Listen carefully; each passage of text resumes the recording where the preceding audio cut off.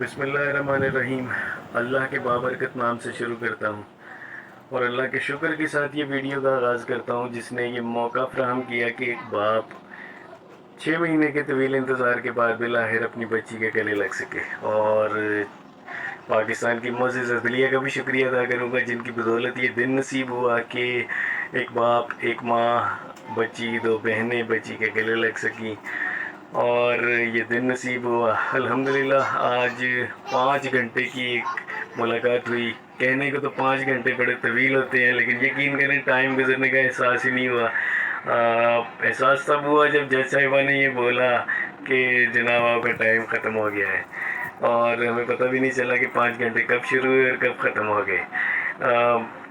Meeting में जज साहिबा भी मौजूद थी और चाइल्ड प्रोटेक्शन इदारे की एक ख़वातीन की इंचार्ज भी मौजूद थी। उनकी मौजूदगी में ये मीटिंग हुई। बड़ी हेल्दी मीटिंग थी। बच्ची हमें बड़ा मिस कर रही थी। हम भी उसी जिस तरीके से हम बच्ची को मिस करते थे, बच्ची भी हमें मिस कर रही थी। और बड़ी खुशगवार माहौल में ये मीटिंग हुई। मैं अदलिया का जितना शुक्र अदा करूँ, जस्टिस सलाहुद्दीन पंवर साहिब का जितना शुक्र अदा करूँ कम है जी, कि 6 महीने के तवील और तकलीफ़ दे इंतज़ार के बाद ये वक्त नसीब हुआ कि एक बाप, एक माँ और दो बहनें हम अपनी बच्ची के गले मिल सके, बहनें अपनी बहन के गले मिल सकी और गले मिल कर रो सके। और बड़े खुशगवार माहौल में ये मीटिंग रही। बड़ी प्यारी बातें हुई, बड़ी हेल्दी डिबेट्स हुई, बड़ा भरपूर बच्ची से हमने प्यार किया इस पूरे 5 घंटे में। और मैं उम्मीद करूँगा जी कि जो ये मुलाकातों का सिलसिला शुरू हुआ है ये आगे भी चलता रहे और फैमिली कोर्ट जो है वो भी जो है ये मुलाकातें हमारी बच्ची के साथ वो एलो करे ताकि ये मुलाकात का सिलसिला शुरू रहे। और ये भी दुआ करूँगा कि मोअज़्ज़िज़ अदलिया जो है बच्ची अपने घर भी वापस आए। मोअज़्ज़िज़ अदलिया जो है इसके ऊपर भी फ़ैसला सुनाए, इंसाफ के तकाज़ों को पूरा करे। यकीनन बच्ची अपने घर भी आएगी इंशाअल्लाह ताला और फ़राहम करेगी। आज हम बच्ची के लिए कुछ टाइज़, कुछ खिलौने, कुछ चीज़ें लेकर गए थे।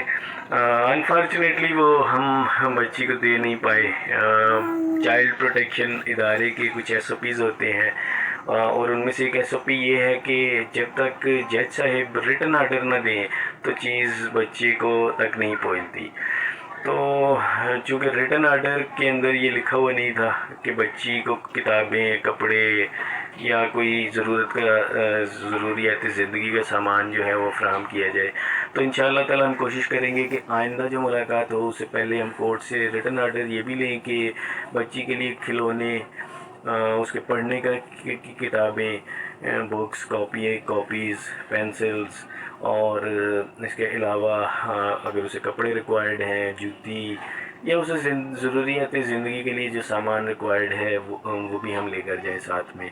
बहरहाल मुझे खुशी हुई कि चाइल्ड प्रोटेक्शन अपने जो उनका एक SOP है वो उसके ऊपर बड़ी सख्ती से वो अपने बनाए हुए असूलों पर अमल करते हैं, जो कि एक अच्छी बात है।